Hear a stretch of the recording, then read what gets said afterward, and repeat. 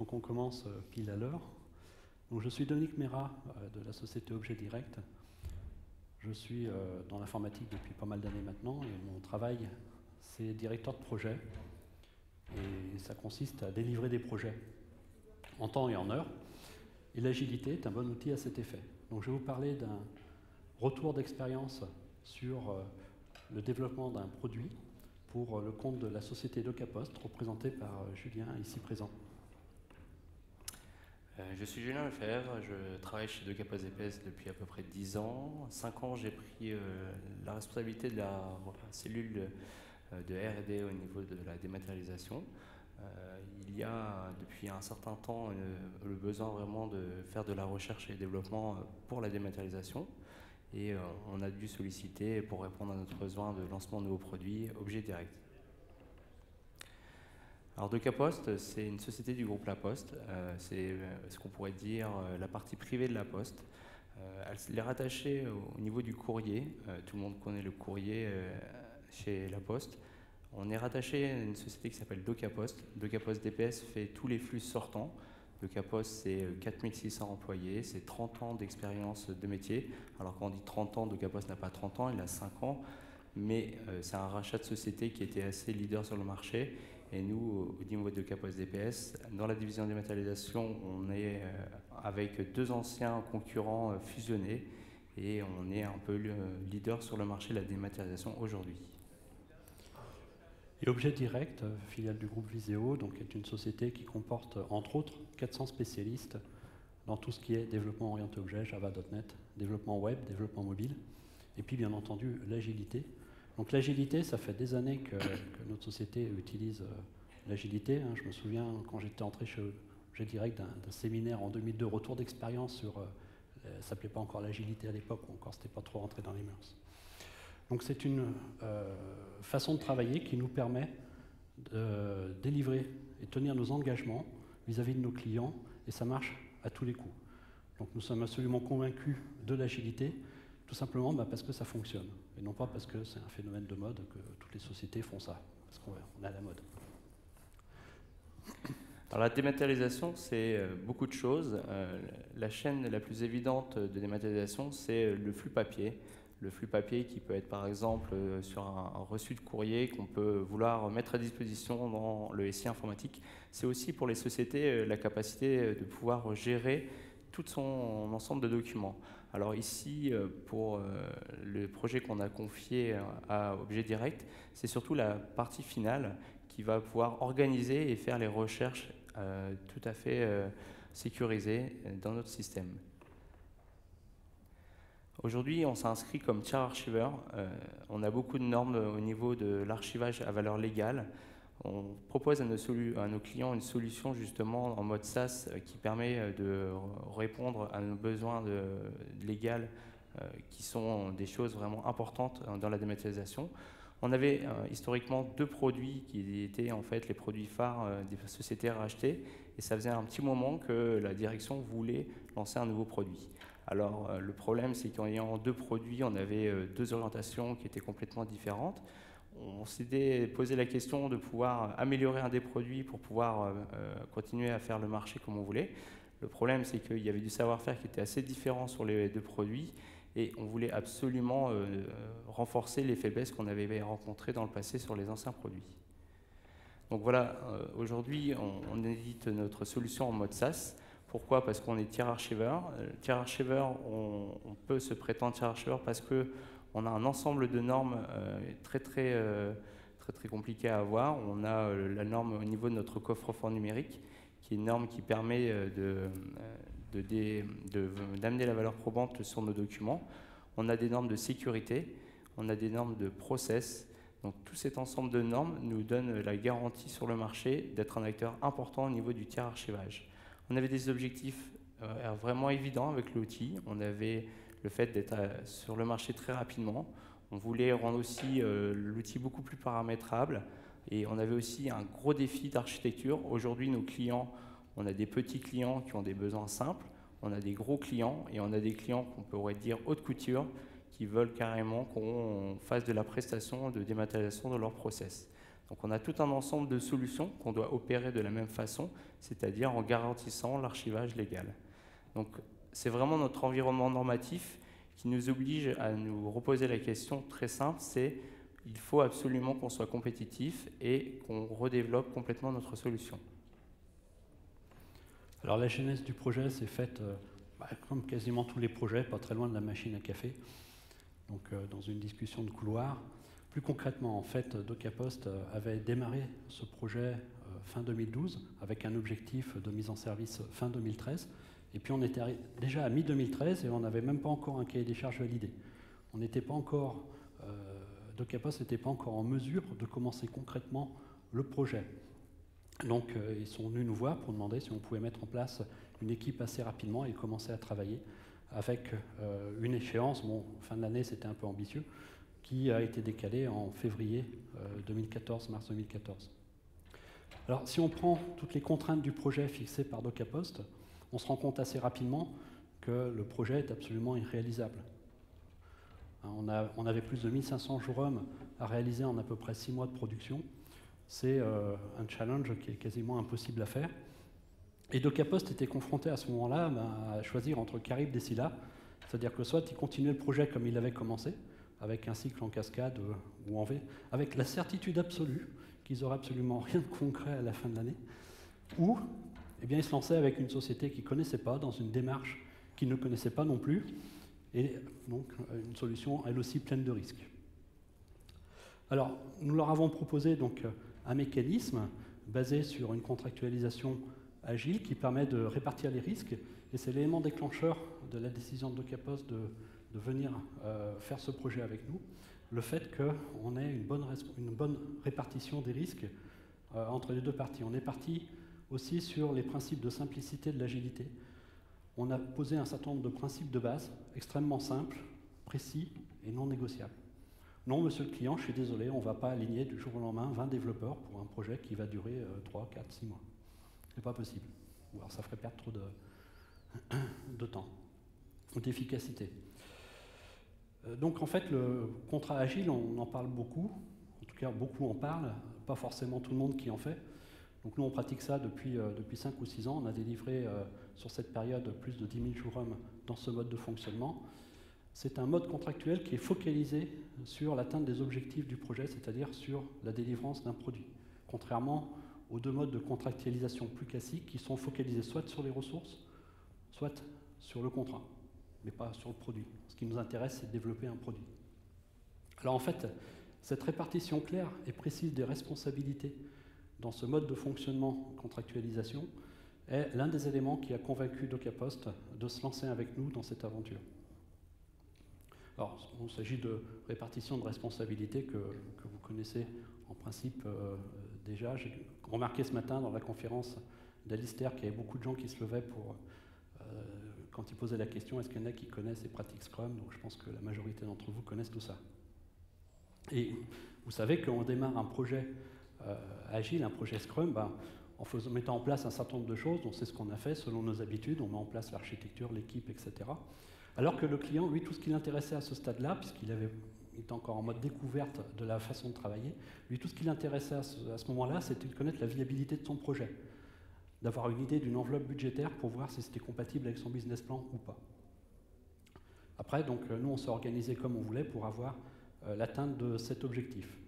Et puis, donc, suite à ce sprint 0, on a constaté que la capacité que le chiffrage obtenu était à peu près le double de ce qu'avait imaginé le client, donc ça n'allait pas rentrer.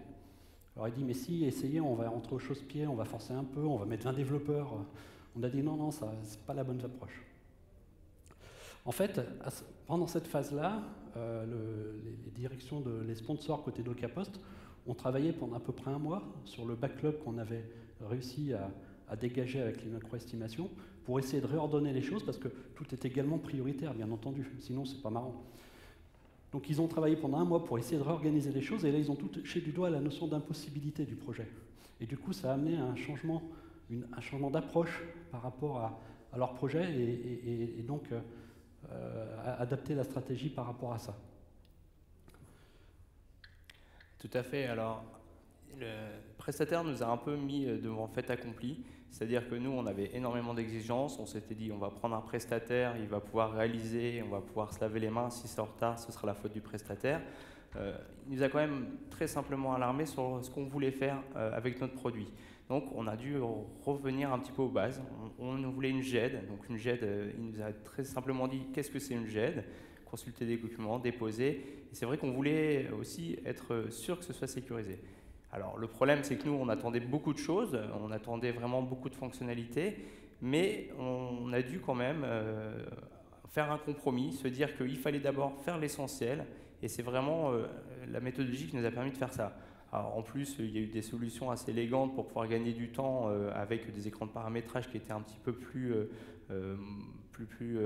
moins bien réalisés que le reste parce que c'était de manière automatique, mais ça a vraiment mis notre gouvernance en face au fait accompli qu'on ne pourrait pas tout avoir et qu'il fallait faire des compromis.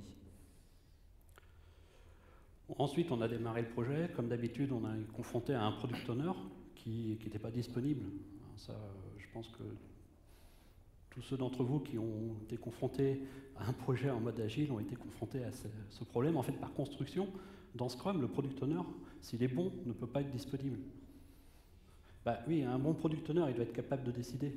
S'il est capable de décider, ça veut dire qu'il est un directeur. Un directeur, c'est pas quelqu'un qui est connu comme étant très disponible. En tout cas, c'est pas quelqu'un à qui on va faire rédiger des spécifications ou des user stories. Et puis, le product owner est un référent métier. Mais les référents métiers, de par le fait qu'ils sont référents métiers, sont sollicités par tout le monde en tant que référents métiers, donc ils ne sont pas disponibles. Par construction, le product owner n'est pas disponible.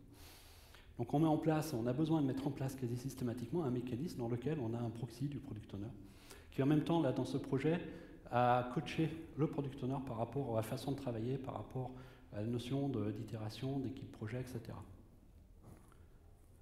Alors, en l'absence de ce mécanisme, on n'avait absolument aucune chance de réussir le projet. Il n'y avait pas d'alternative. C'était ça où le projet était mort. Et déjà, même avec un proxy, il est extrêmement difficile d'alimenter juste à temps l'équipe avec suffisamment de spécifications de user story pour faire son travail.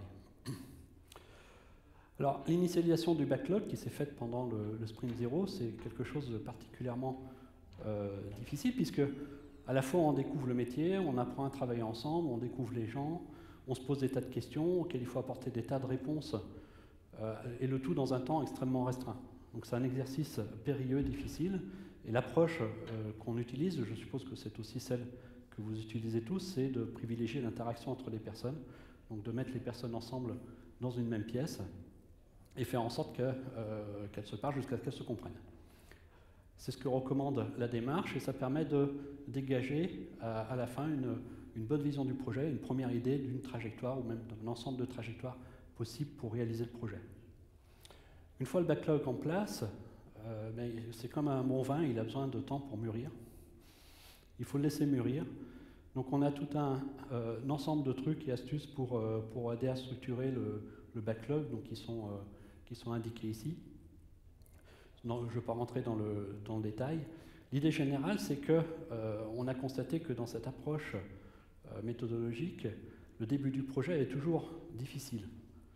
On a, en fait, dans les démarches agiles, un degré de confiance du client au début qui est relativement faible, puisque on découvre le truc et puis on se trompe, on fait des erreurs, nos prédictions ne sont pas forcément très justes.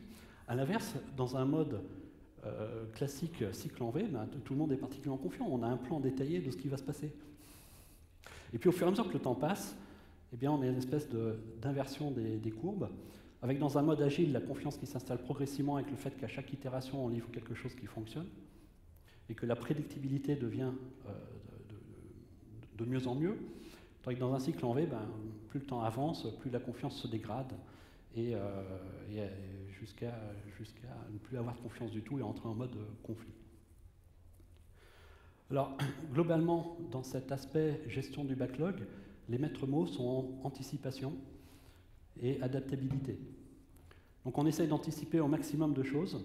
Donc anticipation au niveau du macro-chiffrage en amont, ce qui permet à toute l'équipe de prendre connaissance du backlog et de toucher un peu du doigt ce qui est réalisé. Anticipation au niveau de la planification détaillée en début de sprint, parce qu'on n'a pas tout fait en début de sprint, ça prenait trop de temps, donc on a étalé ça tout au long du sprint. Ça permet en plus de laisser à l'équipe le temps de mûrir la réflexion sur une user story après un exercice de chiffrage et de mieux s'engager. Anticipation sur tout point dur identifié fait l'objet d'un atelier de réflexion, que le point dur soit au niveau plan fonctionnel ou sur un plan technique.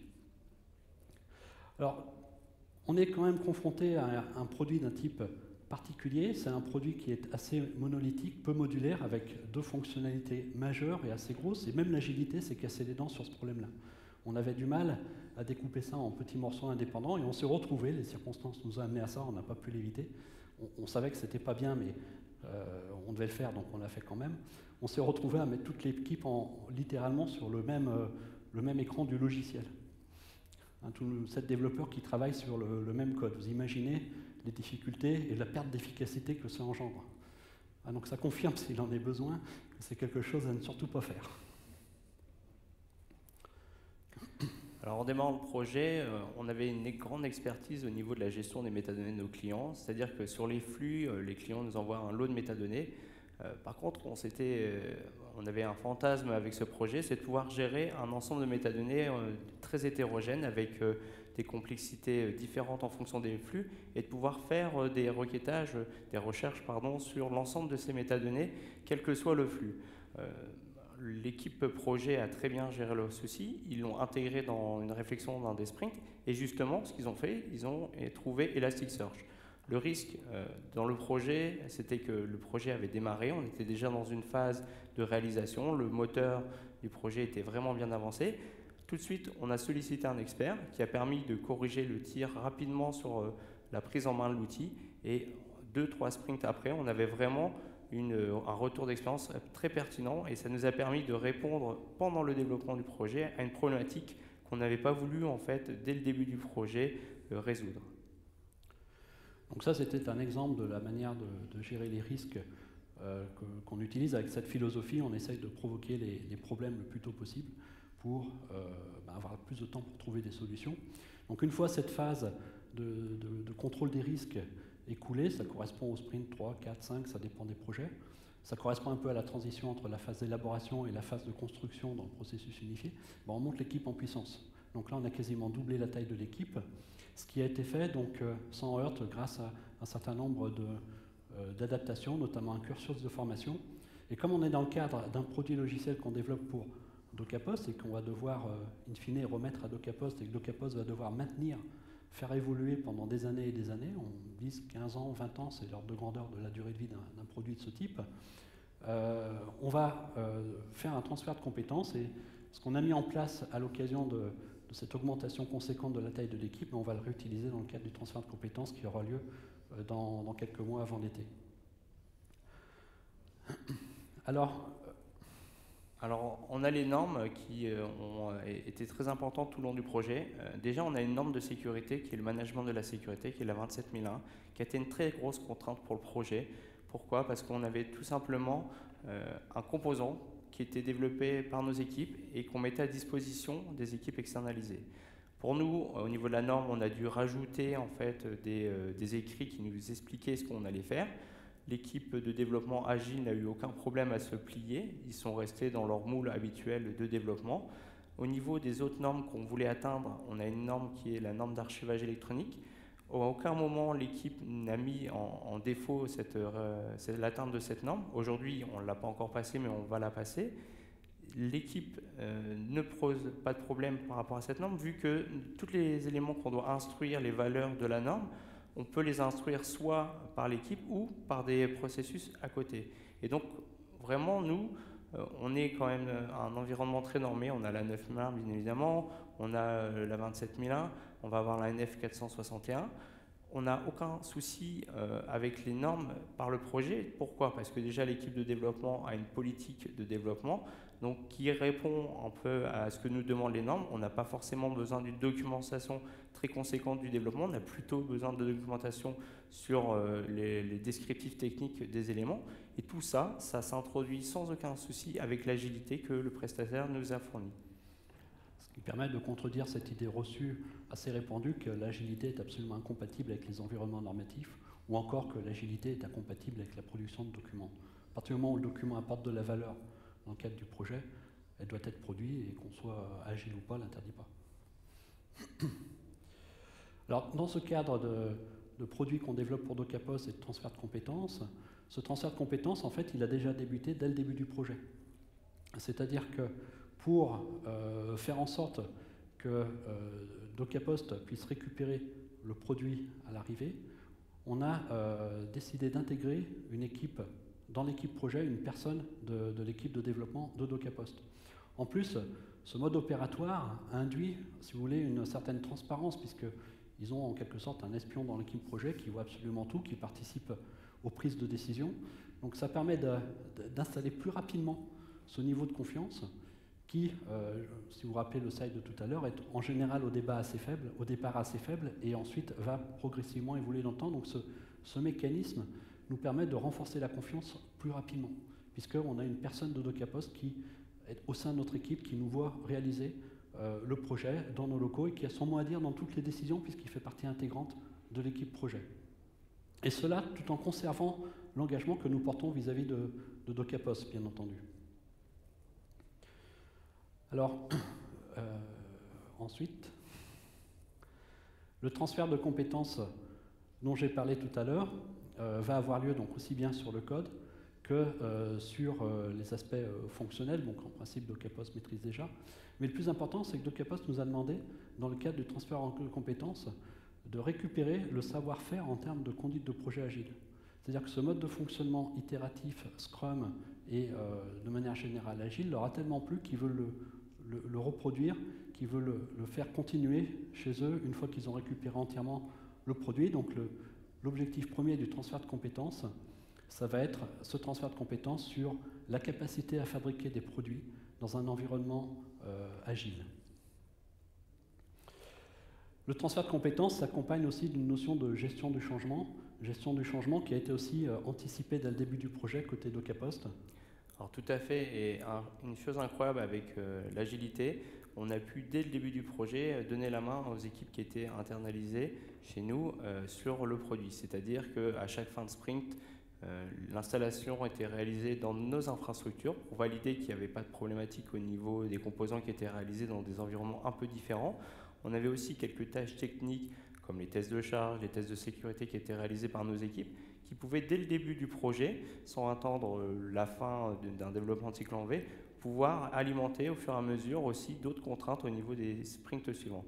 Tout simplement, on avait par exemple, pour vous donner un exemple concret, un outil de sécurité qui permet de faire des tests d'intrusion. On a pu très rapidement le mettre au début du projet. Et l'avantage, c'est qu'on a pu tester morceau par morceau le produit sans faire un test global à la fin du produit. Une autre chose qui s'est passée pendant le développement du produit, c'est que le développement a été externalisé. Ce qui a été un peu une frustration pour les équipes techniques dans notre site de production. Alors, on a dû faire un énorme travail de communication pour pouvoir faire adhérer techniquement les équipes. Et on a tout simplement utilisé les démos de fin de sprint qu'on s'est réappropriées et qu'on a refait en interne. Ça nous a permis de faire de la communication, de montrer que le projet avançait. Les développeurs, les techniciens, les personnels de production étaient vraiment très ravis. Ils ont très rapidement utilisé des termes comme colonne vertébrale pour ce nouvel outil. Donc on avait une adhésion vraiment très grande. Et en plus de ça, ils ont commencé à faire des remarques. Et ces remarques, on leur a dit qu'on est très capable de les intégrer avec quand même quelques contraintes sur les sprints agiles.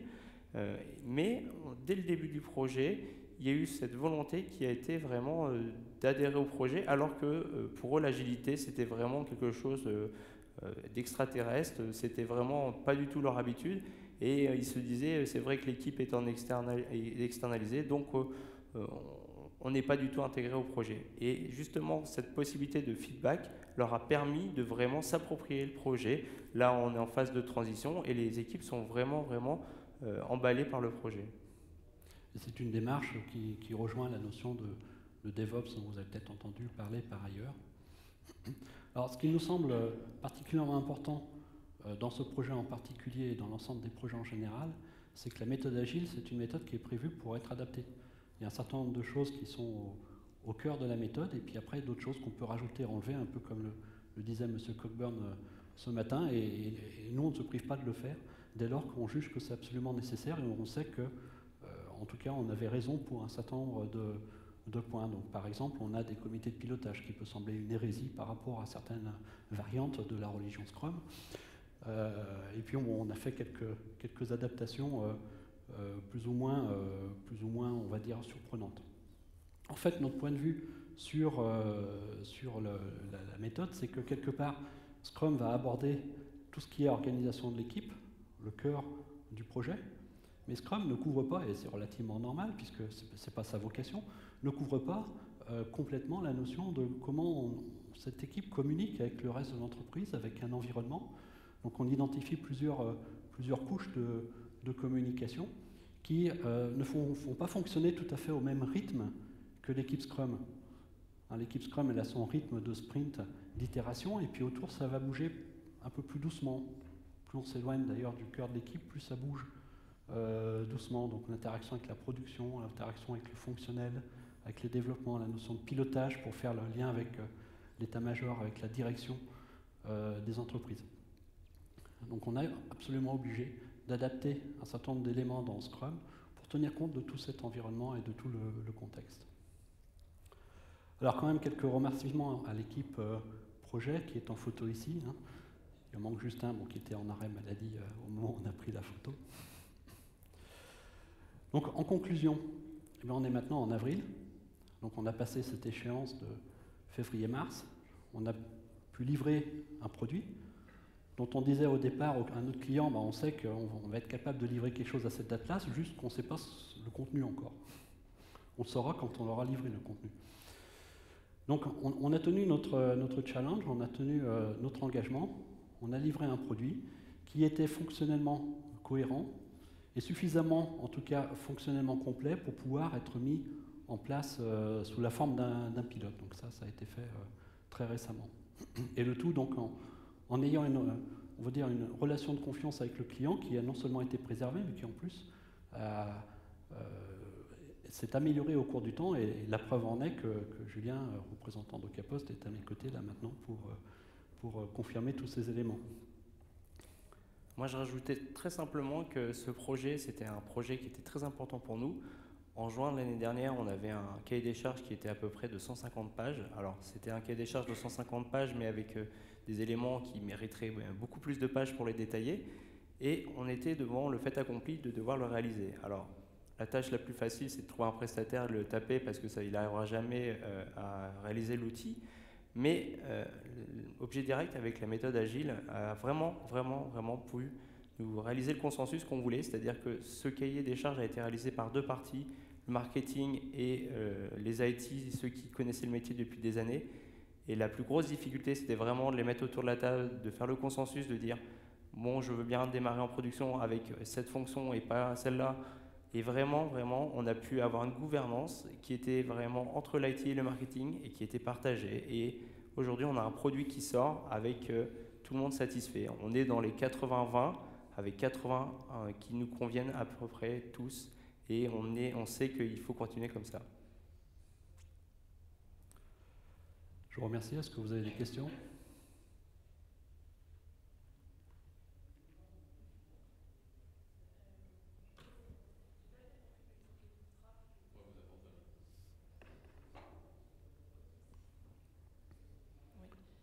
Est-ce que vous pouvez réexpliquer le type de contrat que vous avez mis en place entre vos Alors, c'est ce qu'on appelle le contrat agile qu'on trouve relativement facilement, on va dire, sur Internet. C'est un document qui est public. Le principe, c'est un engagement au sprint pour lequel donc, on a la responsabilité d'estimer ce qu'on va faire et on a l'engagement de réaliser ce qu'on a fait conformément à ce qu'on a estimé, avec un mécanisme de pénalité si on n'y arrive pas. Et le contrat, donc, vaut pour la durée du projet. Le client a la possibilité d'interrompre, comme il se doit, à n'importe quel sprint, s'il juge qu'il a un périmètre fonctionnel suffisant par rapport à ses objectifs. ou de rajouter des sprints s'il juge qu'il est d'accord pour payer un peu plus pour avoir un peu plus de fonctionnalités. Il est maître de la direction du projet. Ça répond à votre question? D'autres questions?